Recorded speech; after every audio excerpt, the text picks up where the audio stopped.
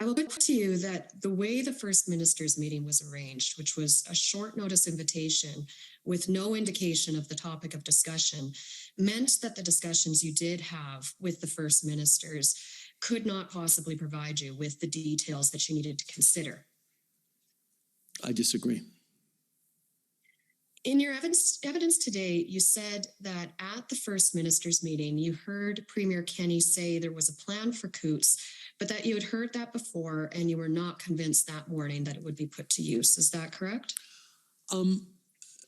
No, I had no reason to doubt Premier Kenney's goodwill and hopes that Coutts would be resolved soon. But I also knew that Coutts had been in place for, at that point, 3 weeks. There had been an ebb and a flow. There were moments where traffic was let through, moments where people showed up more intensely.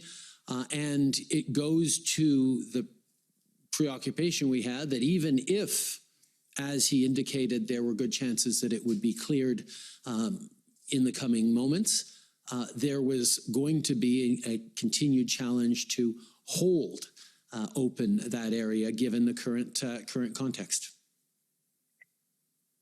Minister Mendicino said at the IRG the afternoon previous, which you were present at, that there was going to be enforcement action at Coutts, correct? Yes, it was something that we had been monitoring for a while.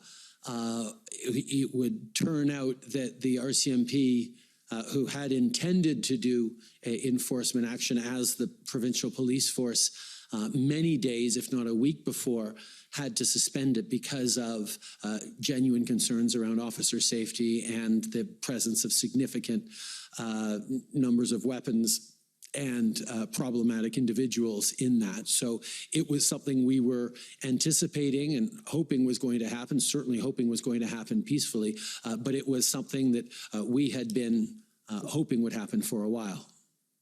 Yes, certainly, because what we saw was that the actions at Coutts changed from public order policing activity into a criminal investigation.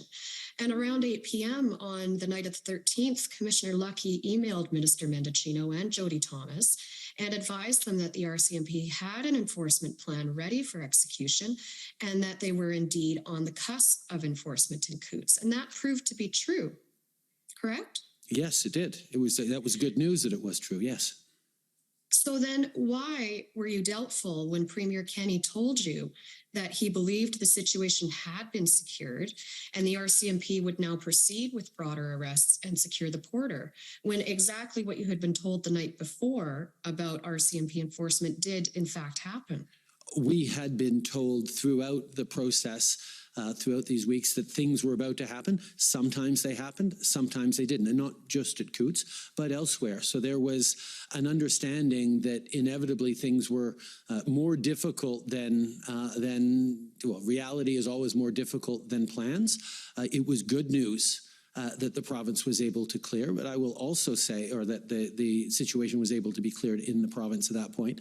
I will also say that it was done in part with resources drawn from British Columbia. And one of the things that Premier Horgan attested to or said in that meeting was he understands it's a national emergency. He understands and agreed with our use of things, but he was very concerned that even as he was worried about what was happening at the Surrey border crossings, as he was worried about convoy activity in the interior, in other parts of BC, he had to give up a number of police officers to help with enforcement in Alberta.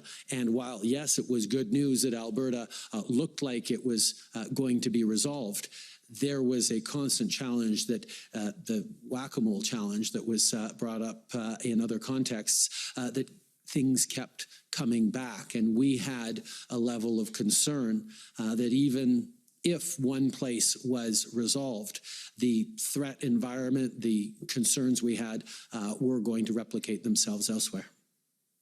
And you understood that the police the extra RCMP officers that were brought into Alberta were, of course, brought in under the Provincial Police Service Agreement, Yes. not under any powers created under the Emergencies Act. No, because they were brought in well before the Emergencies Act. But it did go to the challenge facing being a national emergency when we see when we saw the police action in Ottawa at the end of that week.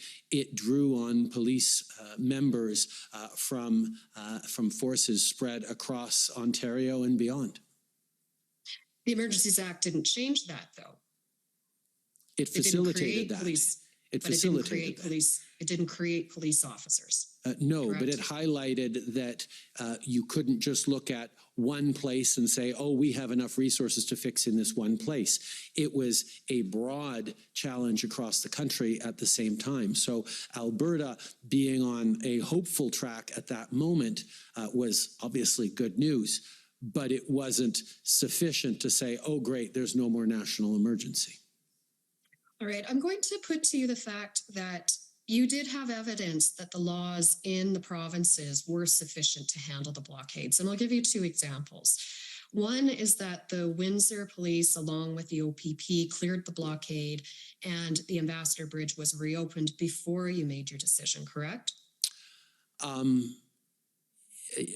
Yes, with the caveat that a lot of the people who were leaving the Ambassador Bridge were purportedly headed towards the Sarnia crossing or the Fort Erie crossing, meaning that there were still real concerns that even as we settled things in one place, the rhetoric across the country and the online activity indicated that people were not going home, but they were looking for the next thing they could engage with. Right, so the police powers were able to deal with the problem, correct? They were able to clear the blockade. They were able to clear lanes at that moment, yes, in that spot. Okay. But there was a real concern there would be more. Right. Or they would return. The other example is Coutts, where the RCMP were able to safely conduct a criminal investigation, execute search warrants, and make arrests, correct? Yes. And that protesters in Coutts indicated to RCMP that they wanted to leave the protest because they didn't want to be associated with the criminal elements uncovered, correct? I can't speak to what their intent was.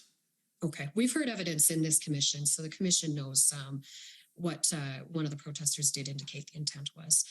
Now, these are in fact the type of decreases in troublesome protest activity that you had been hoping to see in the weeks prior, weren't they?